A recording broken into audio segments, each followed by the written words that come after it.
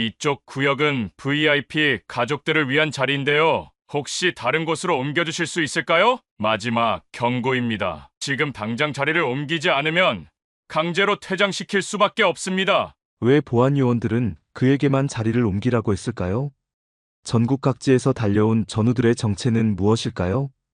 오늘의 이야기 시작합니다. 그 전에 잠깐 구독과 좋아요 눌러주시면 복 받으실 거예요. 새벽 5시, 알람이 울리기 전에 이미 눈을 뜨고 있었습니다. 오늘은 노아의 고등학교 졸업식이 있는 날이죠. 네브래스카 링컨에서 텍사스까지 10시간이 넘는 긴 여행이 기다리고 있었습니다. 세수를 마치고 옷장을 열었을 때 손이 자연스럽게 공군 정복을 향했어요. 이미 은퇴한 지 오래됐지만 이런 특별한 날엔 항상 이 옷을 입곤 했습니다. 거울 앞에서 계급장을 정리하며 문득 아내 생각이 났어요. 미연이가 살아있었다면 분명히 여보, 오늘 정말 멋있네요 라고 말했을 겁니다. 차고로 향하는 발걸음이 무거웠어요. 15년 된 혼다 어코드가 그대로 서 있었습니다. 미연이와 함께 샀던 차죠. 운전석에 앉으니 조수석에 놓인 작은 액자가 눈에 들어왔어요. 노아가 10살 때 찍은 가족 사진이었습니다. 세 사람이 모두 환하게 웃고 있는 모습이 담겨 있었죠. 시동을 걸고 라디오를 켰을 때 CD가 자동으로 재생되기 시작했습니다. 미연이가 좋아했던 올드팝 모음집이었어요. 그녀는 항상 장거리 운전할 때 이 음악을 틀어놓곤 했거든요. 처음엔 끄려고 했지만 그냥 두기로 했습니다. 오늘만큼은 미연이도 함께 가는 기분이 들었거든요. 고속도로에 진입하면서 창문을 조금 내렸어요. 5월의 새벽 공기가 상쾌했습니다. 라디오에서는 교통 상황을 알려주고 있었고 가끔씩 나오는 광고 소리가 적막함을 깨뜨렸죠. 운전대를 잡은 손에 힘이 들어갔습니다. 노아에게 한 약속을 지키러 가는 길이었거든요. 몇 년 전 미연이가 병원 침대에 누워있을 때의 일이 생각났어요. 그때 그녀가 제 손을 꼭 잡고 말했던 것들이 귓가에 맴돌았습니다. 당신, 노아 졸업식엔 꼭 가세요. 제가 못 가는 대신 2배로 박수 쳐주고요. 그 약속을 지키기 위해 이렇게 먼 길을 떠나는 것이었죠. 시간이 흘러 해가 떠올랐고 주변 풍경이 서서히 변해갔습니다. 네브래스카의 평원에서 시작된 여행이 점점 남쪽으로 향하면서 텍사스의 건조한 땅으로 바뀌어가고 있었어요. 중간중간 휴게소에서 잠깐씩 쉬면서도 계속 생각했습니다.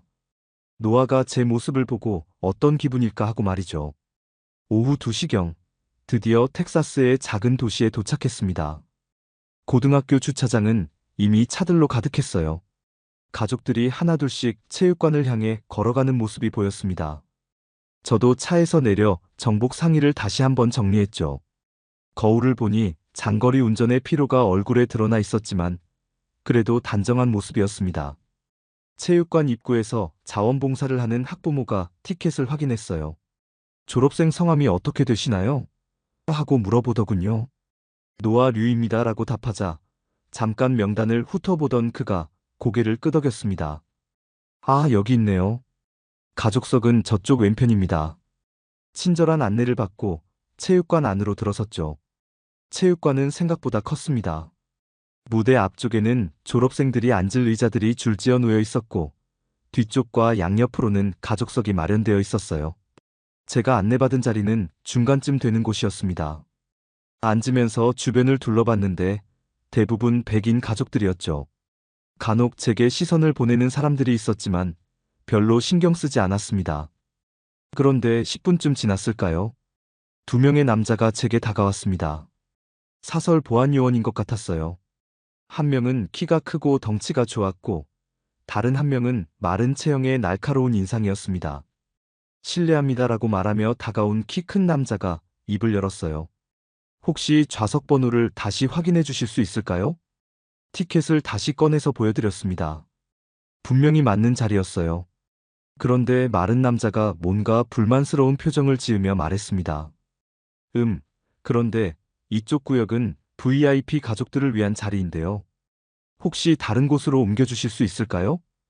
그 말을 듣는 순간 뭔가 이상하다는 생각이 들었어요. 티켓에는 분명히 이 구역이라고 적혀 있었거든요. 제 티켓이 이 자리라고 나와 있는데요 라고 정중하게 답했습니다. 하지만 두 남자는 계속 자리를 옮겨달라고 요청했어요. 주변 사람들의 시선이 느껴지기 시작했습니다. 어떤 이들은 호기심 어린 눈으로, 또 어떤 이들은 불편한 표정으로 이쪽을 바라보고 있었죠. 이런 상황이 처음은 아니었습니다. 미국에서 살아오면서 이런 일들을 여러 번 겪어봤거든요. 때로는 노골적으로, 때로는 이렇게 교묘하게 배제당하는 경험들 말이에요. 하지만 오늘은 달랐습니다. 노아의 졸업식이고 미연이와의 약속을 지키러 온 자리였거든요. 이 자리는 단순한 의자가 아니라 제 아들을 축하하기 위한 아버지의 자리였습니다. 죄송하지만 저는 여기 그대로 있겠습니다라고 차분하게 말했어요. 목소리는 낮았지만 단호했습니다. 군 복무 시절 배운 것 중 하나가 바로 이런 상황에서 어떻게 대처하는 것이었거든요. 감정에 휩쓸리지 않고 자신의 권리를 분명히 하는 것 말이죠. 보안 요원들의 표정이 점점 굳어지기 시작했습니다. 키 큰 남자가 한 발짝 더 다가오며 말했어요. 선생님, 저희도 원해서 이러는 게 아닙니다. 하지만 규정이 있어서요. 그의 목소리에는 압박감이 실려 있었습니다. 마른 남자는 팔짱을 끼고 서서 제 반응을 지켜보고 있었죠. 어떤 규정인지 설명해 주시겠습니까? 제가 조용히 물었습니다. 군 복무 시절 배운 것 중 하나가 바로 명확한 근거를 요구하는 것이었거든요. 감정적으로 반응하지 않고 논리적으로 대응하는 방법 말이에요. 하지만 두 남자는 구체적인 답변 대신 서로 눈짓만 주고받았습니다. 주변 사람들이 하나둘씩 상황을 인식하기 시작했어요. 몇몇 학부모들이 수근거리며 이쪽을 바라보고 있었고, 어떤 이는 스마트폰을 꺼내서 상황을 촬영하려는 것 같았습니다. 체육관 안의 분위기가 미묘하게 변해가고 있었죠. 졸업식을 기다리는 설렘 대신 긴장감이 감돌기 시작했습니다. 이해해주세요, 아저씨. 마른 남자가 좀 더 직설적으로 말했어요. 여기는 원래 이 지역 주민들을 위한 자리거든요. 다른 좋은 자리가 얼마든지 있으니까 그쪽으로 가시는 게 어떨까요? 그 말 속에 담긴 진짜 의미를 모를 리 없었습니다. 제가 이 지역 사람이 아니라는 것, 그리고 동양인이라는 것을 돌려서 말하고 있는 거였죠. 이런 순간들이 참 힘듭니다. 화를 내면 역시 외국인은 다르다는 편견만 강화시키게 되고, 그렇다고 물러서면 결국 제가 져주는 꼴이 되거든요. 하지만 오늘은 제 자존심의 문제가 아니었습니다. 노아가 무대에서 제 모습을 찾았을 때 당당한 아버지의 모습을 보여주고 싶었어요. 저는 제 아들의 졸업식을 보러 온 아버지입니다. 제가 천천히 말했습니다. 20년간 이 나라를 위해 복무했고 지금도 이 나라의 시민으로 살고 있습니다. 제가 여기 앉을 권리가 있다고 생각해요. 목소리에 떨림은 없었지만 가슴속에서는 여러 감정이 소용돌이치고 있었습니다. 키 큰 남자가 무전기에 손을 올렸어요. 아마 추가 지원을 요청하려는 것 같았습니다. 상황이 더 커질 수도 있겠다는 생각이 들었죠. 하지만 여전히 자리에서 일어날 생각은 없었습니다. 이 자리는 단순한 의자가 아니라 존엄의 문제였거든요. 주변에서 몇몇 사람들이 웅성거리기 시작했어요. 저 사람 왜 계속 앉아있지? 뭔가 문제가 있는 건가? 같은 소리들이 들려왔습니다. 하지만 한편으로는 조용히 지켜보며 응원하는 시선들도 느껴졌어요. 특히 몇 줄 뒤에 앉은 중년 여성이 제게 작게 고개를 끄덕여 보였습니다. 시간이 흘러갈수록 긴장감은 더해졌습니다. 졸업식 시작 시간이 다가오고 있었는데 이 상황이 언제까지 계속될지 알 수 없었어요. 하지만 포기할 수는 없었습니다. 미연이와의 약속, 그리고 노아를 향한 아버지의 마음이 저를 그 자리에 붙들어 놓고 있었거든요. 상황이 길어지면서 체육관 안의 분위기가 점점 무거워졌습니다. 처음에는 단순히 호기심으로 바라보던 사람들이 이제는 각자 나름의 판단을 내리고 있는 것 같았어요. 어떤 이들은 제게 동조하는 눈빛을 보내고 있었고, 또 어떤 이들은 불편한 표정으로 고개를 돌리고 있었습니다. 세 줄 뒤에 앉은 한 남성이 스마트폰을 들고 상황을 녹화하기 시작했어요. 요즘 세상에는 이런 일들이 순식간에 인터넷에 퍼지곤 하죠. 좋은 쪽으로든 나쁜 쪽으로든 말이에요. 하지만 그것도 상관없었습니다. 제가 잘못한 게 없다면 떳떳할 수 있었거든요. 보안 요원들은 여전히 제 옆에 서서 기다리고 있었습니다. 아마 제가 스스로 일어나기를 기대하고 있는 것 같았어요. 하지만 시간이 지날수록 그들도 어정쩡한 상황에 놓여 있다는 걸 깨닫고 있는 것 같았습니다. 명확한 규정도 없고 제가 실제로 잘못한 것도 없으니까요. 그때 오른쪽에서 누군가가 조용히 일어나는 소리가 들렸어요. 돌아보니 40대 정도로 보이는 여성이 제게 다가오고 있었습니다.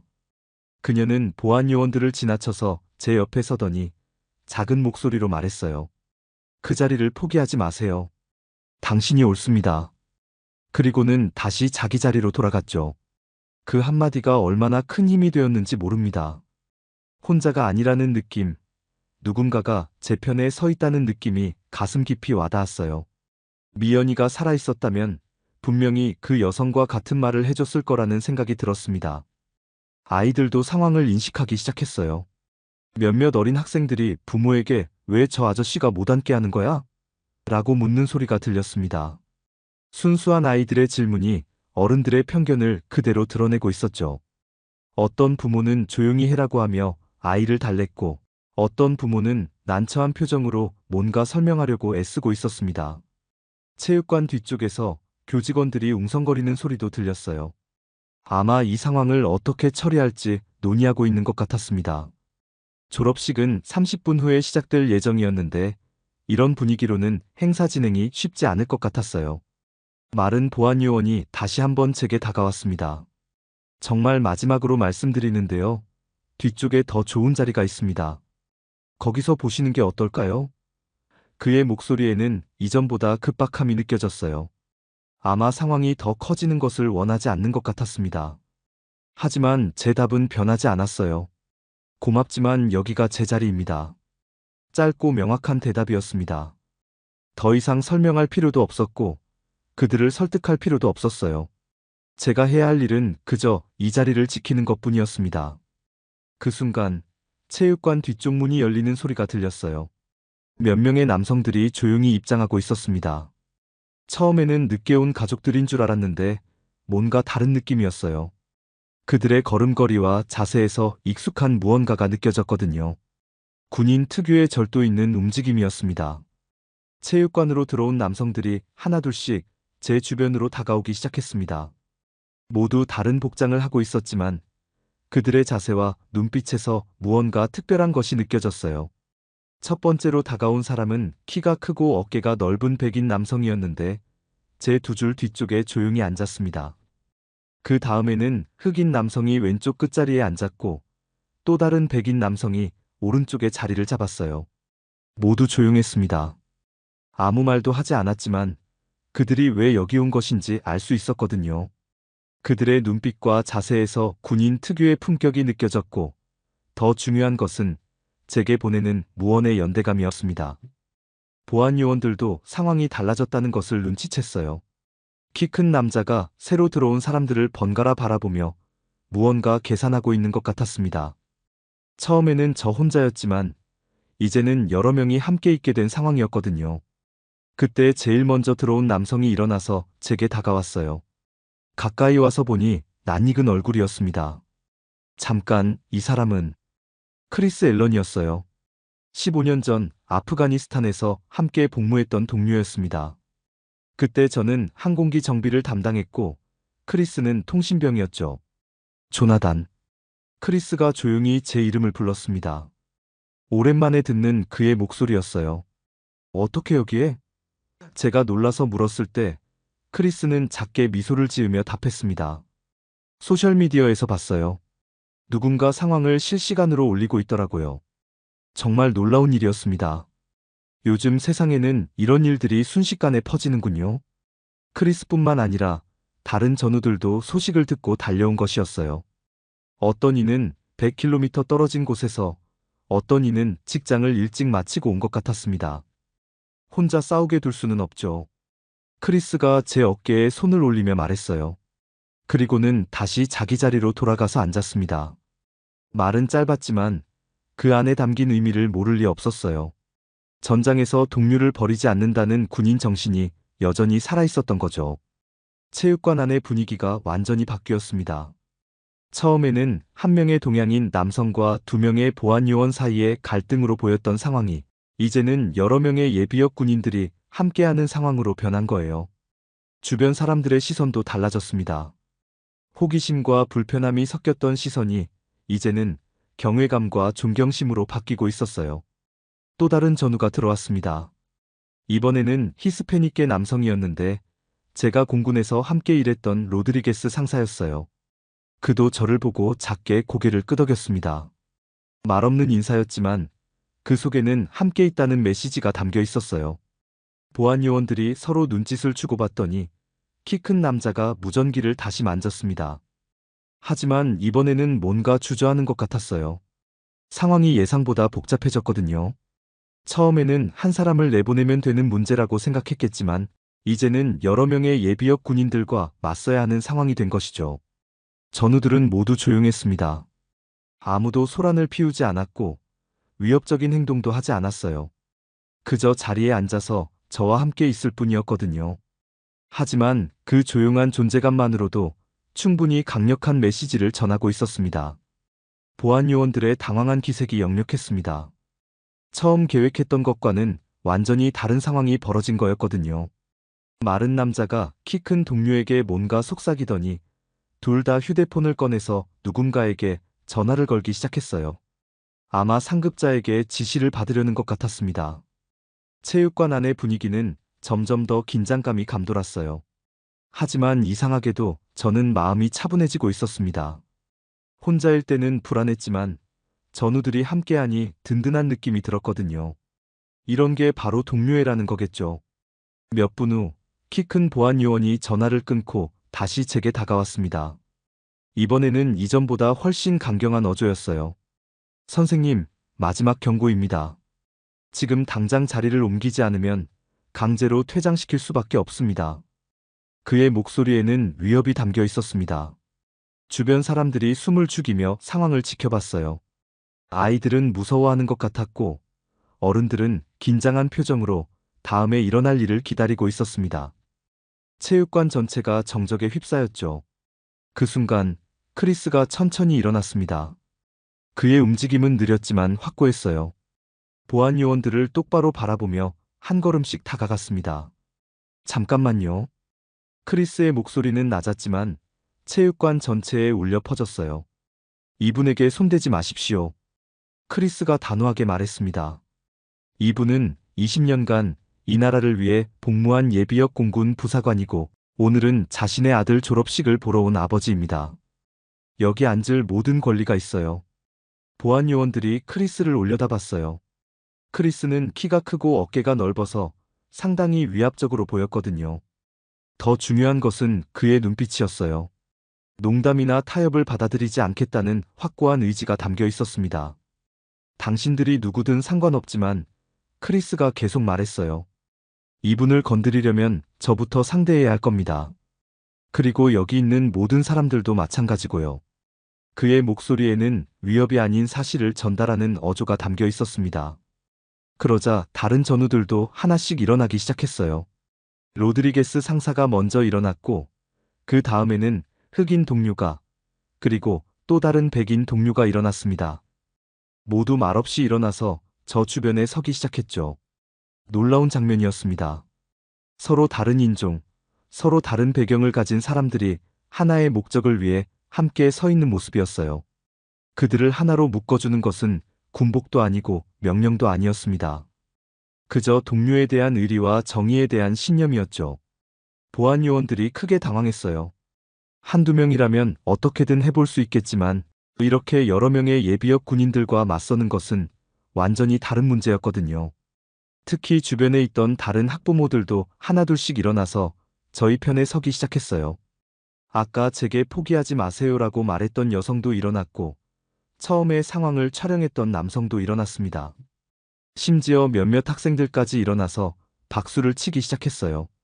체육관 전체가 하나의 의지로 뭉쳐지는 느낌이었습니다. 키 큰 보안 요원이 마른 동료와 눈을 마주치더니 조용히 고개를 저었어요. 그리고는 두 손을 들어 올리며 뒤로 물러났습니다. 알겠습니다. 더 이상 문제 삼지 않겠습니다. 그의 목소리에는 완전한 항복이 담겨 있었어요. 보안 요원들이 물러나자 체육관 안에 잠깐의 정적이 흘렀습니다. 그리고 나서 어디선가 박수 소리가 들리기 시작했어요. 처음에는 한두 명이었지만 점점 더 많은 사람들이 박수를 치기 시작했습니다.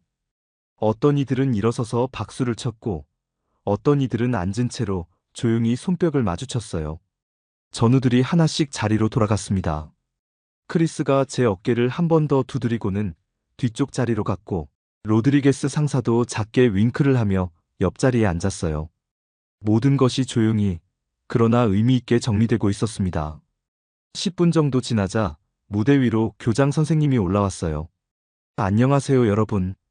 오늘 이 자리에 모여주신 모든 분들께 감사드립니다. 졸업식이 드디어 시작되는 것이었죠. 하지만 이전과는 완전히 다른 분위기였어요. 사람들의 시선이 무대와 저희를 번갈아 보고 있었거든요.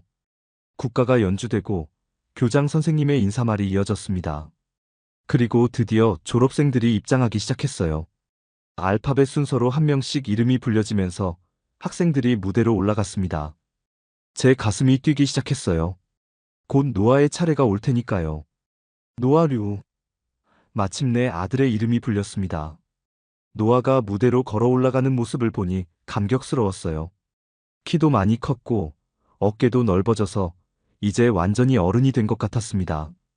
미연이가 봤다면 얼마나 자랑스러워했을까 하는 생각이 들었어요.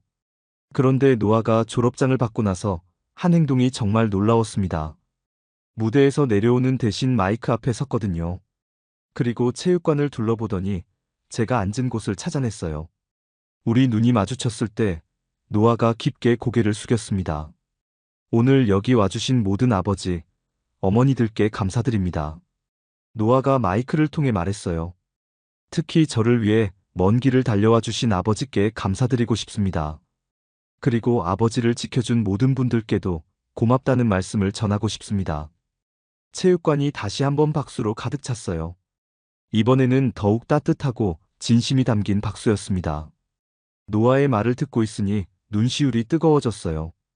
제가 여기서 버틴 이유가 바로 이런 순간을 위해서였구나 하는 생각이 들었거든요. 다른 학생들의 이름도 계속 불려졌고 졸업식은 계속 진행되었습니다. 하지만 분위기는 완전히 달라졌어요. 처음에는 어색하고 긴장된 분위기였지만 이제는 진정한 축하와 화합의 자리가 된 것 같았습니다. 중간에 크리스가 제게 다가와서 조용히 말했어요. 조나단, 당신 아들 정말 멋있네요. 아버지를 제대로 닮았어요. 그 말이 얼마나 기뻤는지 모릅니다. 군 동료에게 인정받는다는 것은 특별한 의미가 있거든요. 졸업식이 끝나갈 때쯤 교장 선생님이 특별한 말씀을 하셨어요. 오늘 우리는 졸업을 축하하는 것뿐만 아니라 서로를 존중하고 지지하는 공동체의 모습을 보았습니다. 이것이야말로 진정한 교육의 가치라고 생각합니다. 분명히 아까 일어난 상황을 염두에 두고 하신 말씀이었어요. 노아가 무대에서 내려와 제게 달려왔습니다. 아빠! 하고 부르며 제 품에 안겼어요. 오랜만에 느끼는 아들의 따뜻한 체온이었습니다. 고생하셨어요, 아빠. 정말 자랑스러워요. 노아의 목소리에는 진심이 담겨 있었어요. 주변 사람들이 저희를 바라보며 미소를 지었습니다. 처음에는 의심과 경계의 시선이었지만 이제는 존경과 따뜻함이 담긴 시선으로 바뀌어 있었어요. 사람들의 마음이 이렇게 빠르게 변할 수 있다는 것이 신기했습니다. 졸업식이 완전히 끝나고 사람들이 하나둘씩 체육관을 나서기 시작했습니다. 전우들이 제게 작별 인사를 하러 왔어요. 크리스가 먼저 다가와서 제 손을 꽉 잡았습니다. 언제든 연락하세요, 조나단. 우리는 여전히 한 팀이니까요. 그의 눈빛에는 변하지 않는 우정이 담겨 있었어요. 로드리게스 상사도 제 등을 두드리며 말했습니다.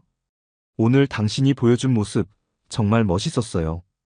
항복하지 않는 군인 정신 그대로였어요. 다른 전우들도 차례로 인사를 나누고 떠났습니다. 이들이 없었다면 오늘 이런 결과를 만들어낼 수 없었을 거예요. 노아와 함께 주차장으로 향하는 길에 아까 저를 응원해줬던 여성이 다가왔습니다. 정말 고생 많으셨어요. 당신이 보여준 용기 덕분에 우리 모두 좋은 교훈을 얻었습니다. 그녀의 말에 고개를 숙여 인사했어요. 감사합니다. 함께 해주셔서 정말 고마웠습니다. 차에 탄 후 노아와 저는 잠시 말없이 앉아 있었습니다. 오늘 있었던 일들이 아직도 믿기지 않았거든요. 노아가 먼저 입을 열었어요. 아빠, 왜 그때 아무 말도 하지 않으셨어요? 화내거나 큰 소리칠 수도 있었잖아요. 제가 천천히 답했습니다. 때로는 말하지 않는 것이 더 큰 힘을 갖기도 해. 진짜 강한 사람은 소리치지 않아도 자신의 자리를 지킬 수 있거든. 노아가 고개를 끄덕이며 진지하게 들어주었어요. 그리고 혼자가 아니라는 걸 알고 있었어. 제가 계속 말했습니다. 어디선가 저를 이해하고 지지해주는 사람들이 있다는 것을 믿었거든. 오늘 그 믿음이 맞았다는 걸 확인했어. 노아가 웃으며 말했어요. 저도 오늘 많이 배웠어요. 아빠의 친구들이 어떻게 달려왔는지 봤거든요. 진짜 멋있었어요. 저도 그런 친구들을 만들고 싶어요. 시동을 걸면서 조수석의 가족 사진을 다시 봤습니다. 미연이가 함께 있었다면 오늘 어떻게 행동했을까 생각해봤어요. 아마 제일 먼저 일어나서 박수를 쳤을 거예요. 그리고 전우들이 올 때 가장 기뻐했을 것 같았습니다. 엄마도 자랑스러워 하셨을 거예요. 노아가 마치 제 마음을 읽은 듯 말했어요. 엄마가 항상 말씀하셨잖아요. 아빠는 절대 포기하지 않는 사람이라고. 그 말을 듣고 가슴이 뭉클해졌습니다. 긴 여행길이 시작되었어요. 하지만 올 때와는 완전히 다른 기분이었습니다. 올 때는 혼자라는 생각에 무거웠지만 지금은 마음이 가벼웠어요. 오늘 일을 통해 제가 혼자가 아니라는 것을 확인했거든요. 노아가 운전하는 동안 잠들었어요. 평화로운 얼굴로 잠든 아들을 보니 뿌듯했습니다. 오늘 노아는 아버지의 진짜 모습을 봤을 거예요. 굴복하지 않고 자신의 자리를 지키는 모습, 그리고 어려울 때 도와주는 친구들이 있다는 것을 말이죠. 고속도로 휴게소에서 잠깐 쉬면서 커피를 마셨습니다. 노아가 스마트폰을 확인하더니 놀란 표정을 지었어요. 아빠, 우리 이야기가 인터넷에 올라와 있어요. 많은 사람들이 응원 댓글을 달았네요. 화면을 보니 정말로 오늘 있었던 일이 여러 사람들에게 공유되고 있었어요. 대부분 긍정적인 반응이었습니다. 용기 있는 행동이었다. 진짜 군인 정신이다. 감동적이었다 같은 댓글들이 많았어요. 이렇게 많은 사람들이 지지해주는 줄 몰랐네. 제가 말하자 노아가 답했습니다. 아빠, 옳은 일을 하면 사람들이 알아봐요. 오늘 제가 그걸 배웠어요. 집에 도착한 건 밤 11시쯤이었어요. 긴 하루였지만 보람찬 하루였습니다. 노아와 함께 거실에 앉아서 오늘 찍은 사진들을 봤어요. 졸업장을 든 노아의 환한 미소가 담긴 사진이 가장 마음에 들었습니다. 아빠, 정말 고마워요. 오늘 때문에 평생 기억에 남을 것 같아요. 노아의 말에 제가 답했습니다. 나도 고마워. 네가 자랑스러운 아들이어서 말이야. 그리고 나서 미연이의 사진을 보며 조용히 말했어요. 여보, 약속 지켰어요. 노아 졸업식에 가서 정말 큰 박수 쳐줬어요. 오늘도 귀한 시간 내어 끝까지 시청해주신 구독자 여러분 진심으로 감사드립니다. 오늘의 이야기가 마음을 울렸다면 구독과 좋아요, 댓글 부탁드립니다. 이게 뭐야? 썩은 김치 냄새 나는데? 이거 완전 대박 영상 되겠다. 감정 없는 아시아 로봇 괴롭히기라고 제목 달아야겠어. 한국 태권도 국가대표 후보였던 소녀가 미국 고등학교에서 당한 괴롭힘에 침묵으로 버틴 이유는 무엇일까요? 오늘의 이야기 시작합니다. 그 전에 잠깐 구독과 좋아요 눌러주시면 복 받으실 거예요. 안녕하세요. 저는 린다 강입니다. 제 이야기를 들려드릴게요. 한국에서 태권도 국가대표 후보로 활동하던 시절이 엊그제 같은데 아버지의 직장 때문에 미국 몬태나주의 로렌스 고등학교로 전학을 오게 되었습니다. 처음 이 학교 문을 열고 들어섰을 때의 그 기분을 지금도 잊을 수가 없어요. 복도를 걸어가는 동안 느껴지는 시선들이 얼마나 차갑고 냉소적이었는지 모릅니다. 한국에서는 모든 사람들이 저를 알아봤죠. 린다 강이다. 태권도 천재 소녀라며 격려해 주시던 분들의 따뜻한 시선과는 정반대였어요. 여기서는 제가 누구인지, 어떤 꿈을 가지고 있는지 아무도 관심이 없었습니다. 단지 동양인이라는 이유만으로 호기심 어린 눈빛과 경계하는 표정들만이 저를 맞이해 줬어요. 특히 교내에서 인기가 많다는 데이먼과 그의 친구. 트래비스가 저를 처음 봤을 때의 반응은 정말 충격적이었습니다. 차이니즈 닌자가 왔네라며 비웃는 소리가 복도 전체에 울려 퍼졌거든요. 저는 한국 사람이라고 말하고 싶었지만 그들에게는 그런 구분 자체가 중요하지 않은 것 같았어요. 그냥 아시아인이면 다 똑같다고 생각하는 듯 했습니다. 시간이 지날수록 상황은 더욱 심각해졌어요. 냄새나는 음식 먹는 애, 눈이 사라진 귀신, 무표정한 로봇 같은 말들이 제 귀에 계속 들려왔습니다. 처음에는 그냥 농담인 줄 알았는데 점점 악의가 담긴 조롱이라는 걸 깨달았죠. 한국에서 봤던 존중과 격려는 온데간데였고 여기서는 제 존재 자체가 놀림거리가 되어버린 것 같았어요. 교실에서 앉아 있을 때마다 뒤에서 들려오는 킥킥거리는 소리들, 제가 지나갈 때마다 일부러 크게 하는 가짜 쿵푸 동작들을 보면서 마음속으로 참을 수밖에 없었습니다. 한국에서 배운 예의와 인내심이 이럴 때 도움이 될 줄은 몰랐어요.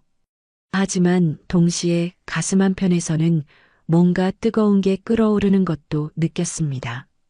이건 단순한 문화 차이가 아니라 명백한 차별이었거든요. 첫 번째 체육 시간이 되었을 때 저는 조금이나마 희망을 품었습니다. 적어도 운동에서만큼은 제가 누구인지 보여줄 수 있을 거라고 생각했거든요. 유연성 테스트를 할 때 자연스럽게 나온 제 동작들을 보고 몇몇 학생들이 놀라는 표정을 지었어요. 특히 높이 올라가는 발차기 자세를 봤을 때는 감탄하는 소리도 들렸습니다. 하지만 그 순간의 경이로움도 잠깐이었죠. 와, 진짜 닌자네. 영화에서나 보던 동작이다라는 말들이 곧 조롱으로 바뀌었어요. 제가 10여 년간 갈고 닦은 태권도 기술이 그들에게는 그저 신기한 볼거리에 불과했습니다. 마치 동물원의 원숭이를 보듯 신기해하면서도 동시에 우습게 여기는 그런 시선이었어요. 더 견디기 힘든 건 탈의실에서 일어나는 일들이었습니다. 옷을 갈아입으려고 사물함을 열면 누군가 물을 부어놓아서 옷이 모두 젖어 있곤 했어요. 어느 날은 사물함 안에 죽은 쥐가 들어있어서 비명을 지를 뻔했습니다. 그럴 때마다 주변에서 킥킥거리는 웃음소리가 들렸지만 누가 했는지는 알 수 없었어요. 아니, 알고 있었지만 증거가 없었달까요? 점심시간이 가장 괴로웠습니다. 어머니가 정성스럽게 싸주신 김밥과 반찬들이 담긴 도시락을 들고 식당에 앉으면 어김없이 데이먼과 트래비스가 나타났어요. 이게 뭐야? 썩은 김치 냄새 나는데? 라며 제 도시락을 빼앗아 버리곤 했습니다. 어느 날은 도시락을 바닥에 쏟아버려서 김치와 나물들이 바닥에 흩어졌어요. 그때 저는 무릎을 꿇고 앉아서 하나하나 주워 담았습니다. 다른 학생들이 지켜보는 가운데서도 묵묵히 치웠어요. 어머니의 정성이 담긴 음식을 그냥 버릴 수는 없었거든요. 고개를 숙인 채 조용히 정리하면서도 가슴속에서는 뭔가 뜨겁게 타오르는 걸 느꼈습니다. 하지만 그 감정을 겉으로 드러내지는 않았어요. 존슨 선생님이 괜찮니? 무슨 일이야? 라고 물어보셨을 때도 괜찮습니다라고만 대답했습니다. 한국에서 배운 것처럼 참고 견디는 게 미덕이라고 생각했거든요. 하지만 매일 밤 집에 돌아와서는 베개에 얼굴을 묻고 울었어요. 이렇게 살아야 하는 건지 언제까지 참아야 하는 건지 모르겠더라고요. 학교에서의 괴로운 하루가 끝나면 저에게는 유일한 피난처가 있었습니다. 집 근처에 있는 작은 태권도장이었어요. 처음 그곳을 발견했을 때의 기쁨은 지금도 생생합니다. 한국 냄새가 나는 그 공간에서만큼은 제가 누구인지 다시 느낄 수 있었거든요. 도장 관장님은 한국계 미국인이셨는데 제 상황을 금세 눈치채셨어요. 말하지 않아도 아시는 것 같았습니다. 매일 저녁 8시가 되면 도장으로 향했고 그곳에서 2~3시간씩 혼자 연습했어요. 기본기부터 품새, 발차기까지 한국에서 하던 모든 훈련을 반복했습니다. 땀이 흠뻑 날 때까지 움직이면서 마음속의 답답함을 털어내려고 했어요. 관장님은 가끔 제 연습을 지켜보시다가 조용히 말씀하셨습니다. 린다야, 참는 것도 무기지만 때로는 보여줘야 할 때가 있단다. 그럴 때마다 저는 고개만 끄덕였어요. 아직은 때가 아니라고, 조금 더 참아야 한다고 스스로를 달랬습니다. 하지만 가슴속 깊은 곳에서는 점점 뜨거워지는 뭔가를 느꼈어요. 그러던 중 소피라는 친구를 만났습니다. 도서관에서 혼자 책을 읽고 있는데 다가와서 말을 걸어주더라고요. 너 새로운 전학생이지? 나는 소피야. 처음에는 경계했지만 소피는 다른 아이들과 달랐어요. 진심으로 제게 관심을 보여주고 친구가 되고 싶어 했습니다. 소피와 함께 있을 때만큼은 편안했어요. 그 애는 제 도시락도 신기해하면서 이거 정말 맛있어 보인다고 말해줬고 김치 냄새에 대해서도 독특하지만 매력적인 향이네라고 했습니다. 처음으로 제 문화를 부정적이지 않게 받아들여주는 사람을 만난 거였어요. 어느 날 소피가 우연히 제 과거를 알게 되었습니다. 집에서 인터넷을 검색하다가 한국 태권도 대회 영상에서 저를 발견한 거였어요. 다음 날 소피는 흥분한 표정으로 달려와서 말했습니다. 린다, 너 진짜 대단한 사람이었구나. 왜 아무 말 안 했어? 소피는 제가 왜 가만히 있는지 이해할 수 없다며 저를 흔들어 깨우려 했어요. 너한테 그런 식으로 대하는 애들한테 왜 가만히 당하고만 있어? 너는 그들과는 차원이 다른 사람이잖아. 하지만 저는 여전히 침묵을 지켰습니다. 아직 때가 아니라고, 조금 더 참을 수 있다고 생각했거든요. 그날은 평소보다 더 힘든 하루였습니다. 수업 시간마다 데이먼과 트래비스의 시선이 더욱 악의적으로 느껴졌어요. 마치 뭔가 특별한 걸 계획하고 있는 것 같았거든요. 점심시간이 지나고 화장실에 갔는데 그들이 기다리고 있더라고요. 우리 차이니즈 닌자 공주님이 오셨네. 데이먼의 목소리에는 평소보다 더 도끼가 서려 있었습니다. 트래비스는 휴대폰을 들고 있었어요. 카메라가 저를 향해 있다는 걸 알 수 있었습니다. 순간 등골이 서늘해졌지만 여전히 아무 말 하지 않고 세면대로 향했어요. 야, 우리가 말하는데 왜 무시해? 데이먼이 제 앞을 가로막더니 손으로 제 어깨를 밀었습니다. 한국에서는 남자도 여자도 구분 안 하지? 그래서 이렇게 무표정한 거야? 트래비스는 계속 휴대폰으로 촬영하면서 킥킥거렸어요. 이거 완전 재밌겠다. 소셜미디어에 올리면 조회수 대박 날 듯. 갑자기 데이먼이 제 뺨을 때렸습니다. 따끔한 통증이 얼굴에 퍼졌지만 저는 그대로 서 있었어요. 아무 반응도 하지 않았습니다. 야, 진짜 로봇이네. 맞아도 아무 소리 안 하냐? 트래비스가 더 가까이 다가와서 카메라를 들이댔어요. 눈 찢어봐라. 한국 전통 인사법 아니야? 그들의 말 한마디 한마디가 가슴에 비수처럼 꽂혔지만 저는 여전히 침묵을 지켰습니다. 한국에서 배운 인내와 예의가 이런 상황에서도 저를 지배하고 있었어요. 데이먼이 다시 한번 뺨을 때렸을 때도 고개만 살짝 돌릴 뿐이었습니다. 완전 재미없네. 진짜 감정이 없는 건가? 데이먼이 짜증을 내며 더 거칠게 행동하기 시작했어요.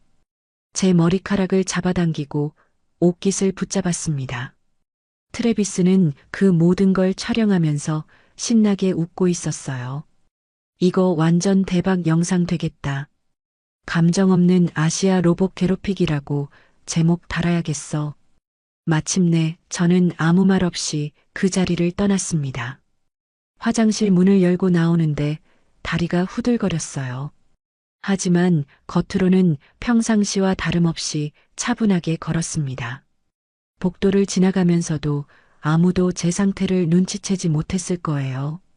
그런데 소피가 저를 보더니 바로 알아챘습니다. 린다, 무슨 일이야? 얼굴이 왜 이래? 제가 아무렇지 않다고 말하려는 순간 소피의 눈에 눈물이 고였어요. 또 그놈들이 그랬구나. 이건 너무해. 정말 너무하다고. 소피가 흘리는 눈물을 보면서 제 마음속에서도 뭔가 무너지는 걸 느꼈습니다. 소피는 더 이상 가만히 있을 수 없다며 화를 냈습니다. 린다, 이건 정말 말이 안 돼. 내가 얼마나 대단한 사람인지 모르고 저러는 거잖아.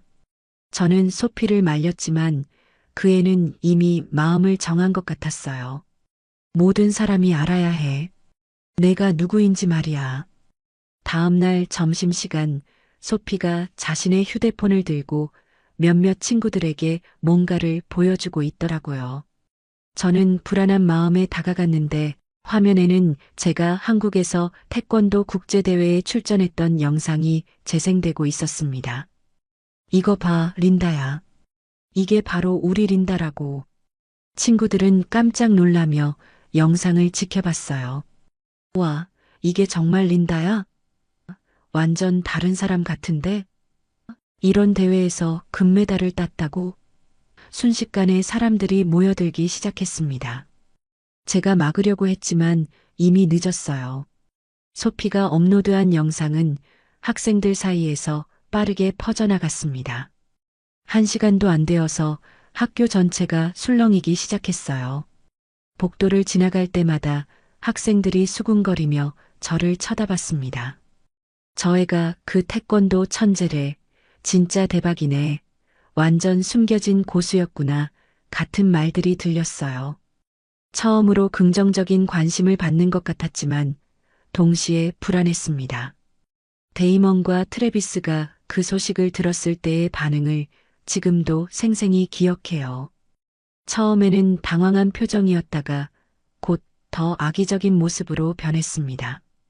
뭐, 저 애가 금메달리스트라고? 말도 안 돼. 데이먼의 목소리에는 분명한 두려움이 섞여 있었어요. 하지만 그들은 인정하려 하지 않았습니다. 오히려 더 악랄한 방식으로 저를 공격하기 시작했어요. 약물 먹고 땅 가짜 금메달 아니야? 중국 애들은 다 도핑한다며 어차피 조작된 대회일 거야 같은 말들을 퍼뜨리기 시작했습니다. 저는 여전히 아무 대답하지 않았지만 표정이 점점 굳어가는 걸 느꼈어요. 지금까지 저를 무시하고 괴롭히던 것도 모자라서 제가 쌓아온 모든 노력과 성취까지 폄하하려는 거였거든요. 가슴속에서 뭔가 끓어오르는 걸 느꼈지만 아직은 참을 수 있다고 생각했습니다. 소피는 제 변화를 눈치채고 걱정스러워했어요. 린다, 괜찮아? 표정이 너무 무서워 보여. 저는 괜찮다고 대답했지만 실제로는 마음속 깊은 곳에서 뭔가 변화가 일어나고 있었습니다. 지금까지 꾹꾹 눌러 담아두었던 모든 감정들이 한계점에 다가가고 있었어요. 그날 점심시간은 평소와 다를 바 없이 시작되었습니다. 어머니가 싸주신 도시락을 들고 식당에 앉았는데 오늘은 김치볶음밥과 불고기가 들어 있었어요. 한국 음식의 향기가 나자 주변 학생들이 고개를 돌려 쳐다봤지만 이제는 예전처럼 노골적으로 혐오감을 드러내지는 않았습니다. 제 정체가 알려진 후로 조금씩 분위기가 바뀌고 있었거든요. 하지만 데이먼과 트래비스는 달랐어요. 오히려 더 공격적으로 변해 있었습니다. 우리 가짜 금메달리스트가 또 냄새나는 음식 먹고 있네. 데이먼이 큰 소리로 말하자 식당 안이 조용해졌어요. 모든 학생들의 시선이 저희 쪽으로 집중되었습니다. 야, 너 진짜 그 대회에서 금메달 땄어? 아니면 포토샵으로 만든 가짜 영상이야? 트래비스가 조롱하는 투로 물었어요. 저는 여전히 아무 대답하지 않고 젓가락으로 밥을 떠입에 넣었습니다. 어머니의 정성이 담긴 음식을 조용히 맛보고 있었어요. 갑자기 데이먼이 제 도시락을 발로 찼습니다.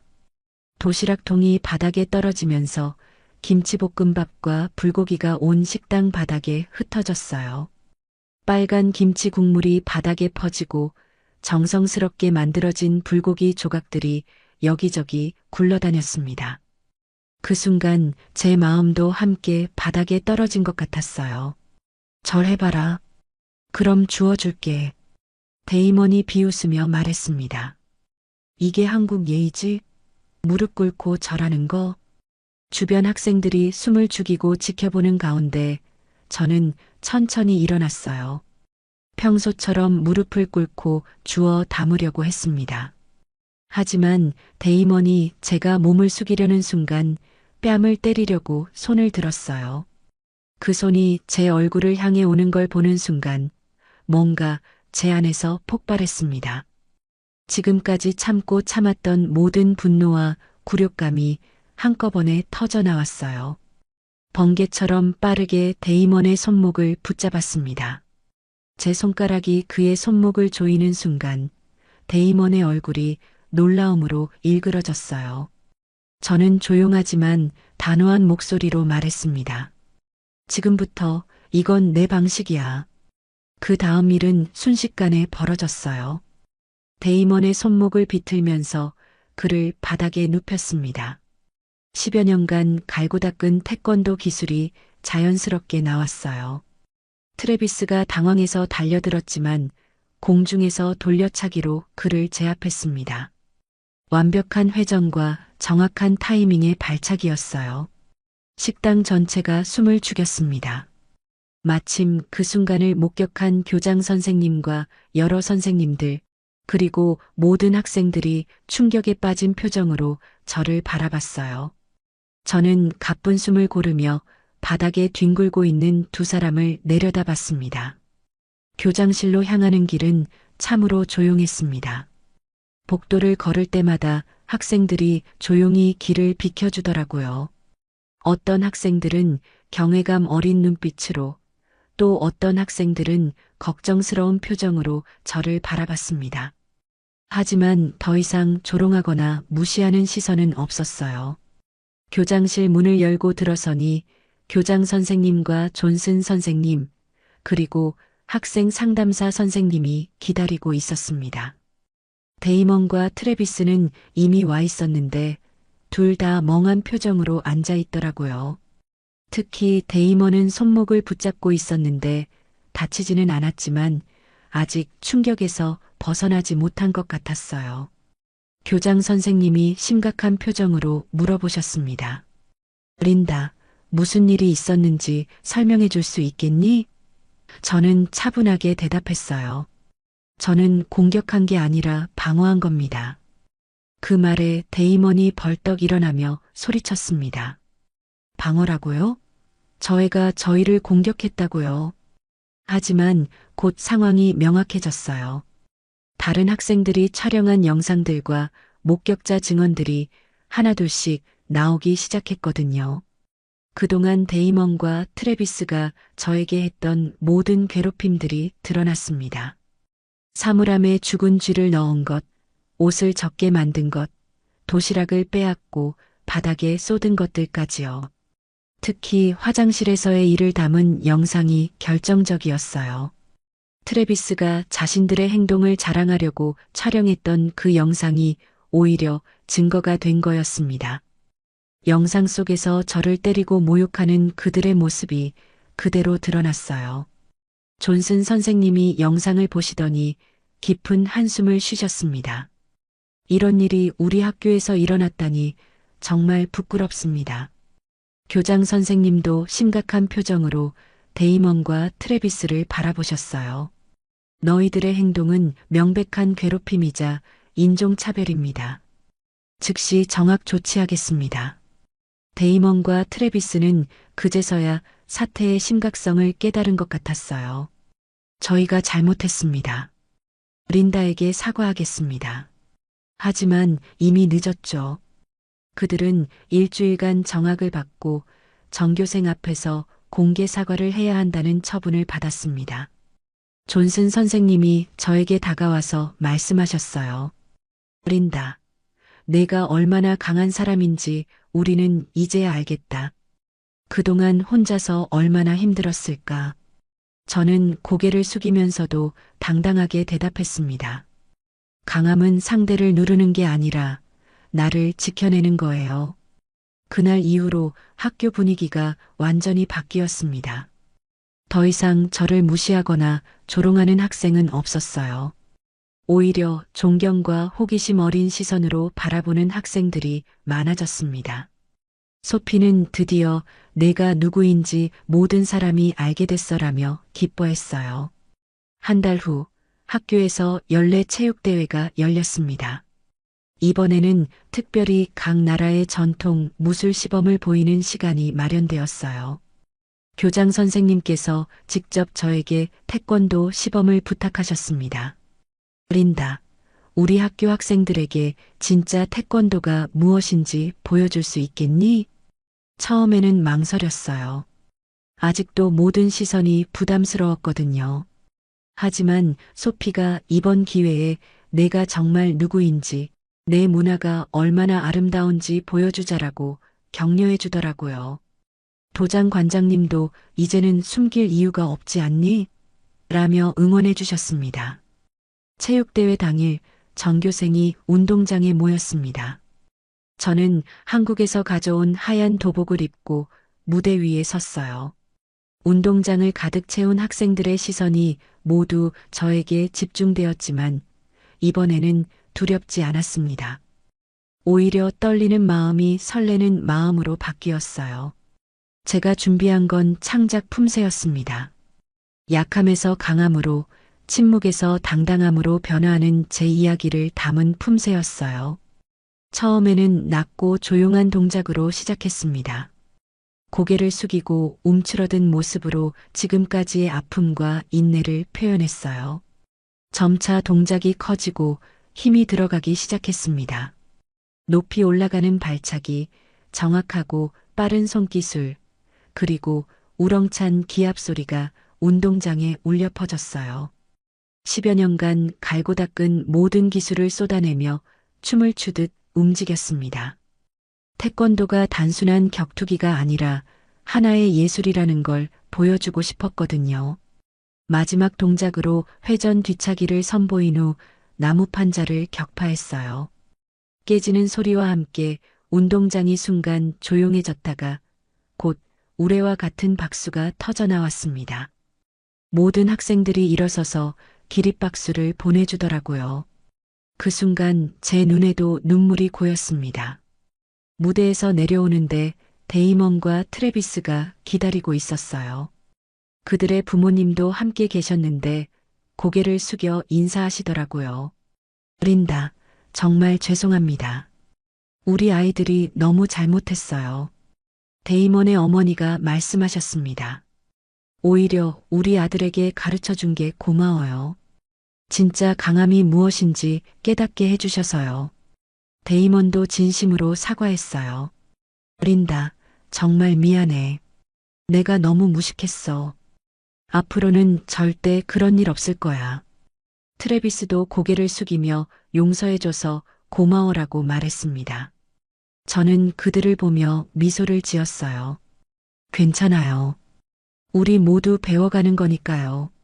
체육대회가 끝나고 소피와 새로 사귄 친구들과 함께 운동장을 나섰습니다. 석양이 지는 하늘 아래서 모두가 웃으며 걸어가는 모습이 꿈만 같았어요. 소피가 린다, 이제 정말 내가 누구인지 숨길 필요 없겠다라고 말하니까 정말 그런 것 같았습니다. 이제는 제가 누구인지 숨기지 않아도 됩니다. 한국에서 온 린다 강이라는 것도, 태권도를 사랑한다는 것도, 김치와 불고기를 좋아한다는 것도 모두 자랑스러운 제 모습이에요. 강함은 침묵 속에서 기다리다가 때로는 발차기 안에서 피어나는 거라는 걸 깨달았습니다. 오늘도 귀한 시간 내어 끝까지 시청해주신 구독자 여러분 진심으로 감사드립니다. 오늘의 이야기가 마음을 울렸다면 구독과 좋아요, 댓글 부탁드립니다.